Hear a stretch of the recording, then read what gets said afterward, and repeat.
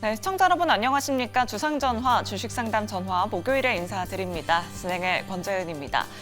국내 증시 양대지수 오늘 상승으로 마감하긴 했지만 반도체주들의 하락이 눈에 띄었습니다. 하지만 개별 종목들이 좀 상승해주면서 상승 종목 개수가 그래도 많았던 하루였는데요. 여전히 내 종목 팔아야 하나 말아야 하나 고민되시는 분들 참 많으실 것 같습니다. 저희와 함께 2시간 동안 종목 고민 해결해 보시면 좋을 것 같습니다.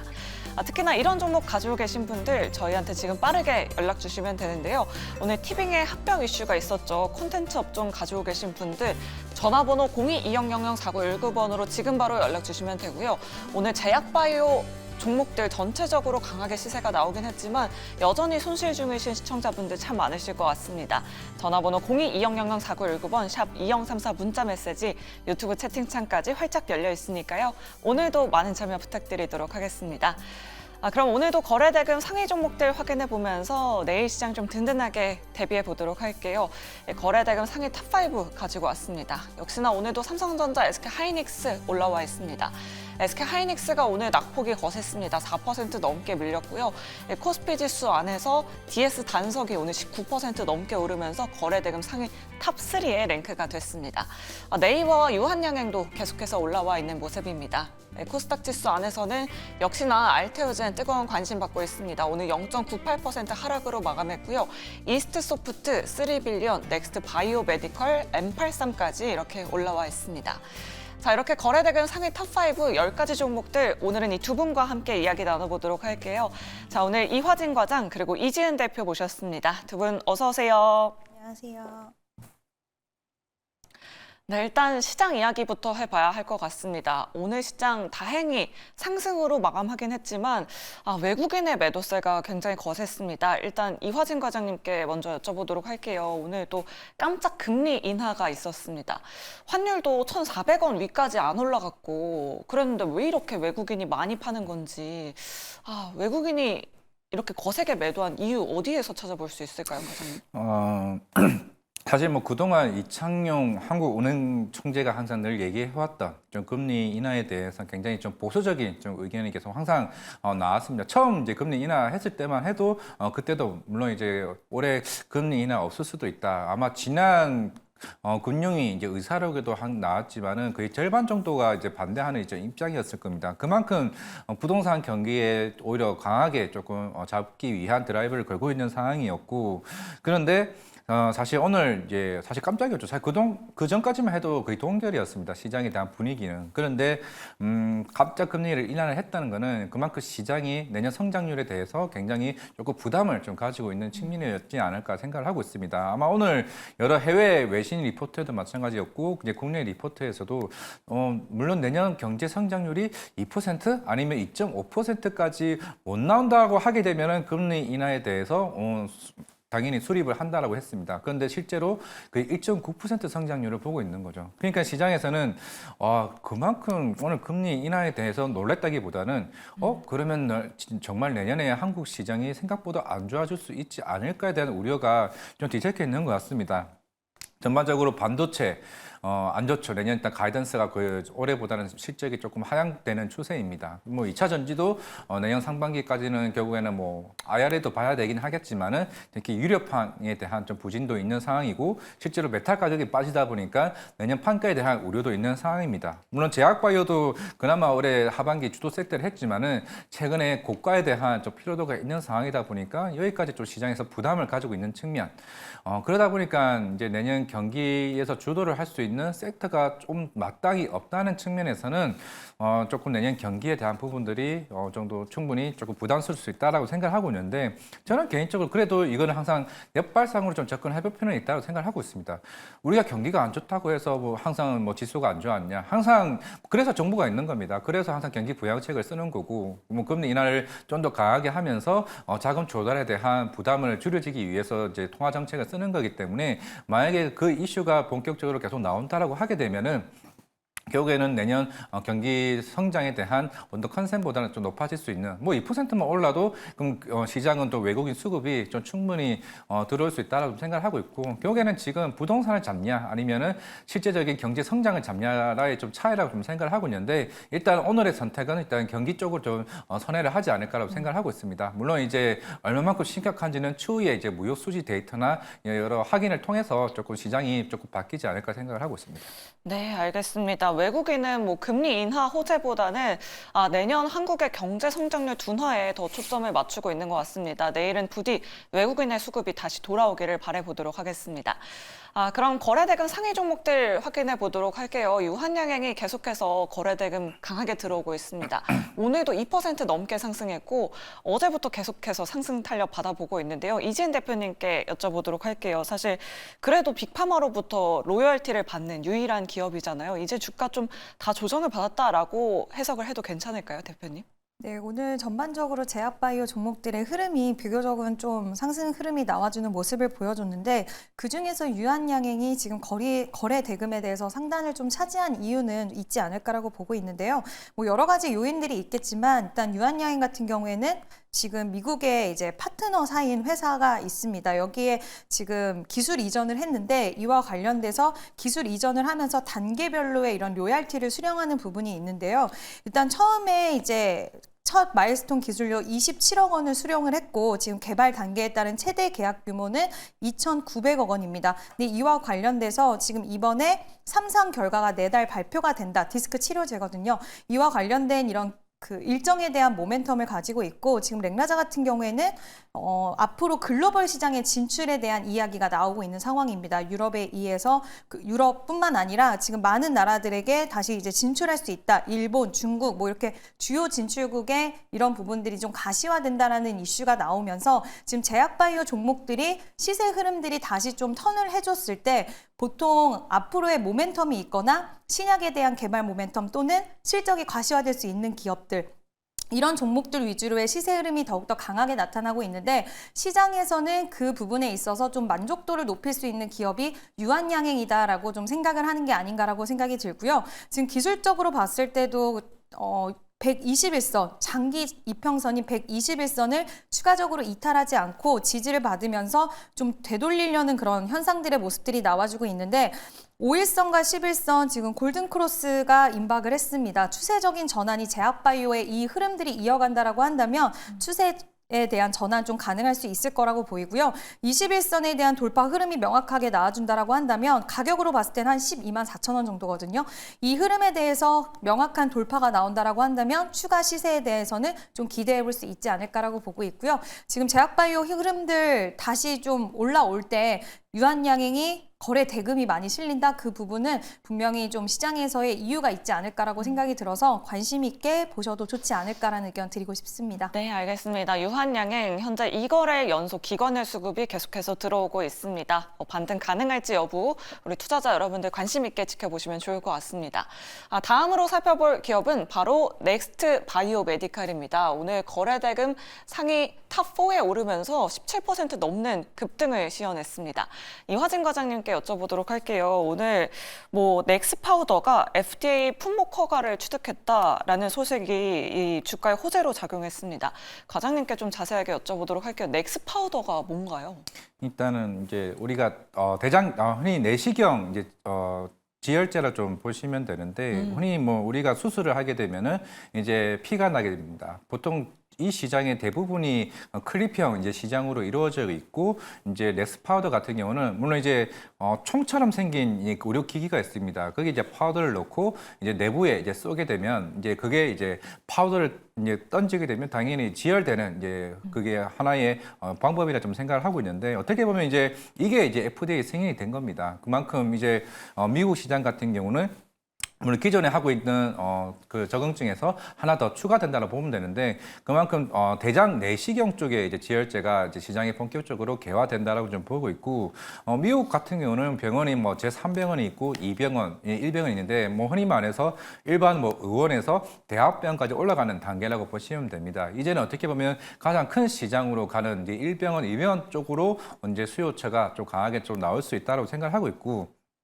이거를 판권을 가진 회사가 메드트로닉입니다. 21년부터 28년까지 계약을 한 상황이기 때문에 메드트로닉이 어떤 회사냐? 전 세계 글로벌 의료기기 1위 업체입니다. 그냥 그 회사가 뭐 유통도 해주고 이 회사의 마케팅도 무료 지원해주고 운영비까지 다 지원해줍니다. 그렇기 때문에 이제 미국 시장이 열렸다. 그게 그러니까 지금 가지고 있는 시장에서 4배가 큰 시장으로 들어가기 때문입니다. 그러니까 오늘 그런 큰 흐름이 나왔던 거고 그러면 상한가를 가야지 왜 어느 정도 변동성이 나왔냐.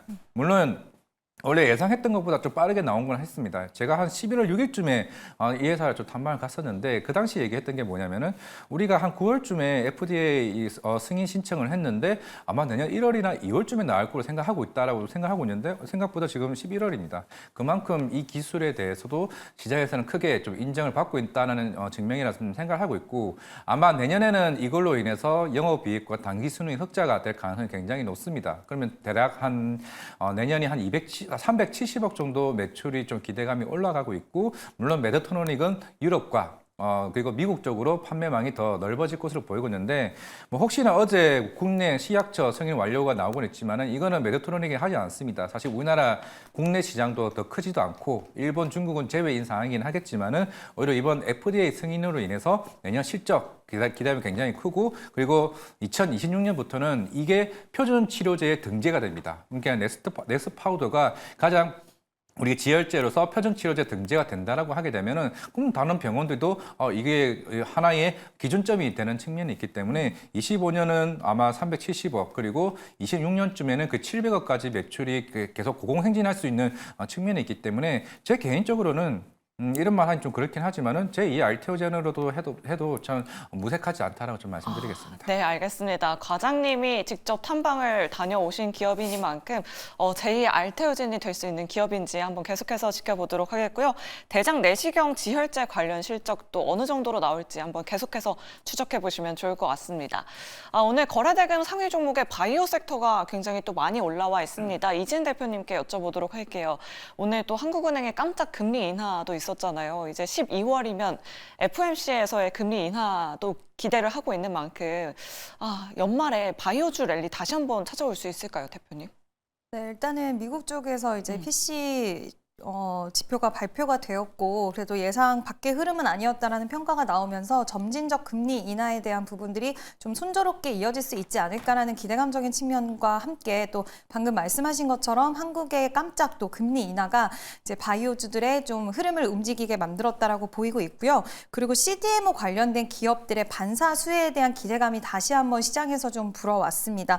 지금 지난 9월에 미국 하원을 통과를 했던 생물보안법이 상원을 통과할지에 대한 여부가 초미의 관심사인데 4달 안에 결과가 나올 수 있다라고 합니다. 그렇게 된다라고 했을 때는 관련돼서 반사 이익에 대한 기대감 충분히 커질 수 있기 때문에 오늘 좀 그와 관련된 종목들의 흐름이 대체적으로 또 강하게 들어왔는데 삼성 바이오로직스를 필두로 해서 지금 뭐 바이넥스라던가 이런 종목들도 오늘 좀 추가적인 시세가 많이 좀 나와줬던 것 같아요. 그래서 일단은 시장에서는 미국 쪽 관련돼서의 이런 불확실성이나 좀 우려감이 깊은 부분이 분명히 아직까지 존재는 하긴 하지만 또 그동안 기대했던 부분 중국에 의한 반사수의 생물보안법에 대한 이야기가 다시 한번 좀 꿈틀대면서 관련된 종목들의 흐름이 아마 제약바이오 안에서는 가장 빠르게 끌어줄 수 있지 않을까라는 움직임이 오늘 좀 보이기도 했는데 일단 여러 가지 우호적인 환경들이 뭐 많지는 않지만 조금씩 드러나기 시작을 했고 또 워낙 주도 섹터로 이야기를 하고 있는 반도체나 2차 전지가 좀 좋지 않습니다. 2차 전지주들은 오늘 좀 소폭의 반등을 하기는 했지만 이제 그 소폭의 반등이 추세 자체로 주도주의 섹터로 변모할 수 있을 만한 움직임은 아니었기 때문에 시장에서는 수급을 가져갈 수 있을 만한 그런 주도 섹터가 항상 좀 필요하기 마련인데 그 부분이 다시 한번 바이오로 흘러 들어갈 수 있는 가능성이 2차 전지와 반도체가 부진하기 때문에 어느 정도 덩어리 수급들이 좀 갈 수 있는 가능성 오늘 좀 엿보이지 않았나라고 생각이 들고요. 다만 시장이 워낙 불확실하게 움직이고 또 워낙 체력이 약해져 있다 보니까 이 시세에 대한 연속적인 여부들은 부분은 좀 보셔야 될 것 같은데요. 특히 CDMO 관련된 기업들, 지금 오늘 삼성바이오로직스는 굉장히 강한 흐름들을 보여줬는데 좀 공통적인 종목들의 흐름이 있는 것 같아요. 물론 두 종목을 기준점으로 제가 보고 있기는 하지만 삼성바이오로직스와 바이넥스 같은 경우에 지금 21선의 기점으로 해서 바이넥스와 ST판 같은 경우에 21선 기점으로 해서 저항대 지금 딱 가격에서 오늘 종료가 되었는데 만약에 추가적으로 21선의 돌파 흐름이 나와준다라고 했을 때는 단기 추세에 대한 전환의 흐름들도 좀 나와줄 수 있지 않을까 보고 있고요. 지금 삼성바이오로직스도 61선의 기점으로 해서 저항 돌파까지 가격 딱 왔는데 여기서 돌파 흐름이 나온다라고 한다면 중기적으로도 가격에 대한 부분들 다시 좀 우호적으로 바뀔 수 있지 않을까라고 보고 있어서 일단 제약바이오들은 다시 한번 관심 있게 좀 보셔도 좋지 않나라는 의견 드리고 싶습니다. 네, 알겠습니다. 오늘 뭐 삼성바이오로직스를 필두로 뭐 ST팜, 바이넥스 같은 종목들 강하게 움직였습니다. 추세 계속해서 우상향할 수 있는지 확인해 보시면 좋을 것 같습니다. 다음으로 살펴볼 기업은 바로 코스닥 거래대금 상위 탑2에 올라와 있는 이스트소프트입니다. 이화진 과장님께 여쭤보도록 할게요. 사실 어제도 급등을 했고 오늘도 급등으로 마감하긴 했지만 AI 관련된 종목 중에서 윗꼬리 단 종목들이 굉장히 많았거든요. AI 관련주 뭐 12월까지 예상하신 분들도 많으셨는데 이제 오늘로 좀 정리를 해야 하는 건지 어떤 전략이 필요할까요? 이스트소프트는 결국엔 저도 이게 한 상반기 때 갔다 왔던 것 같은데 지금 이제 시장에서 이제 AI 소프트웨어는 결국에는 비즈니스 수익 모델을 어떻게 잡아가느냐 그게 일단 가장 큰 관건이라고 생각하고 있습니다. 물론 이제 그때 상반기 때도 얘기를 해왔던 거는 결국에는 이제 마이크로소프트, 이제 팀즈, 이제 페르소나 관련 AI를 이게 어떻게 부분 유료화 시키느냐가 그때 관건이었는데 그게 이제 본격화 되게 되면서 강한 상승 흐름이 좀 나왔다라고 보고 있습니다. 일단 AI 쪽은 마이크로소프트가 가장 우위에 있는 이제 측면이고 실제적으로 여기서 얼마만큼 이제 플랫폼이 성장할 수 있는지 여부가 좀 굉장히 중요하다라고 보고 있기 때문에 물론 지금 당장의 단기적인 흐름은 이제 기대감이겠지만은 이제 내년부터 여기 팀즈 오피스와 관련해서 얼마만큼 매출로 찍히느냐가 좀 굉장히 중요하지 않을까 생각을 하고 있습니다. 뭐 최근에 뭐 팔란티어나 아니면은 뭐 트럼프 관련 정책의 AI 규제 완화로 인한 상승은 전 적어도 우리나라 관련주들은 조금은 어느 정도 변동성으로 이제 올라가는 거지 사실 실적에 대한 흐름은 아직까지 밸류는 전 잡을 수는 없다라 좀 생각을 하고 있습니다. 뭐 우리나라가 뭐 팔런티어처럼 뭐 육군이나 이런 데서 한 몇 조 이상의 수주를 받을 수 있는 상황도 아니고 그만큼 AI 규제가 풀린다고 해서 결국에는 미국의 성장이 더 크다라고 좀 생각을 하고 있습니다. 대다수의 우리나라 뭐 솔토룩스나 아니면 이스트소프트나 아니면 마음 AI처럼 물론 결국에는 아직까지는 이제 국책 과제로서 공공기관 쪽에 이제 수주를 받는 거긴 하지만은 그게 사실 아직은 크지는 않습니다. 잘하면 흑자 전환 정도 수준이라서 아직 뭐 100억, 200억 되면 그래도 나름 매출 나온 수준이라 좀 생각을 해봤을 때 뭐 이스트소프트는 적어도 일단은 빅테크 업체와의 이제 협업을 통해서 그 플랫폼 안에 부분 유료화한다. 그럼 내년부터는 좀 달라질 수 있다는 측면이 있기 때문에 이거는 그저 좀 더 차별화를 좀 볼 수 있지 않을까 생각하고 있습니다. 네, 알겠습니다. AI 소프트웨어 관련된 종목들은 종목별로 차별화가 정말 중요할 것 같습니다. 오늘 이스트소프트 장 막판에 하락 VI가 걸리면서 윗꼬리가 좀 길게 달리면서 마감했습니다. 잘 참고해 보시면 좋을 것 같습니다. 마지막으로 살펴볼 종목은 바로 네이버입니다. 오늘 소폭 상승하긴 했지만 외국인의 수급이 지금 14거래일 연속으로 들어오고 있습니다. 이지은 대표님께 여쭤보도록 할게요. AI 관련된 모멘텀을 좀 기대하고 있는 건지 외국인이 왜 이렇게 네이버를 많이 담고 있는 걸까요? 요즘에 이제 AI 관련돼서 수익을 벌어들이고 있는 기업들이 미국에서도 주가 흐름이 굉장히 좋았고요. 이제 뭐 엠러빈, 팔란티어 이런 기업들 지금 주가 흐름 굉장히 좋았는데 그러한 훈풍이 우리나라 쪽으로도 좀 불어오고 있지 않나라고 생각이 듭니다.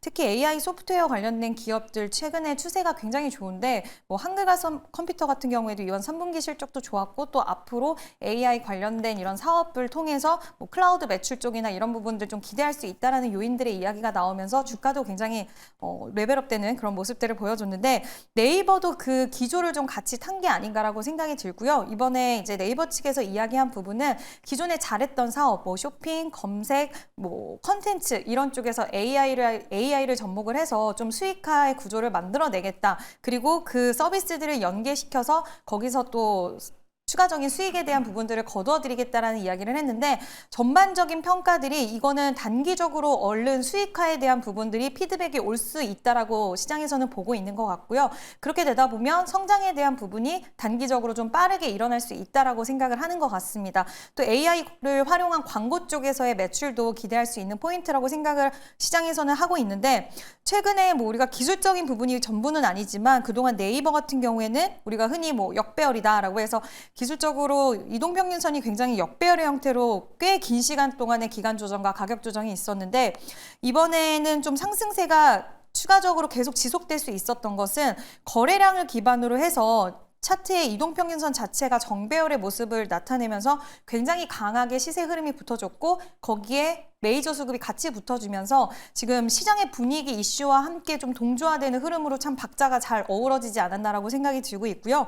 물론 단기적으로는 차익 실현에 대한 단기 차익 실현 물량들은 나와줄 수는 있겠지만 지금 보유하고 계신 분들은 여전히 좀 보유 관점 유지하실 수 있으실 것 같고요. 신규 접근에 대해서는 지금 이 가격에서 사실 무리해서 단기 차익에 대한 물량들이 나오는 부분들을 소화하는 과정 속에서는 좀 무리가 있을 수도 있으니까 만약에 장기 관점으로 이제부터 난 네이버를 보고 싶다 하시는 분들은 분할 매수 관점에서는 좀 유효하지 않을까라는 이야기를 드리고 싶습니다. 네, 알겠습니다. 이렇게 네이버까지 오늘 거래 대금이 몰렸던 종목들 리뷰해봤습니다. 자, 여러분들 굉장히 종목 고민 많이 보내주고 계신다고 하는데요. 목요일에 종목 상담 본격적으로 출발합니다.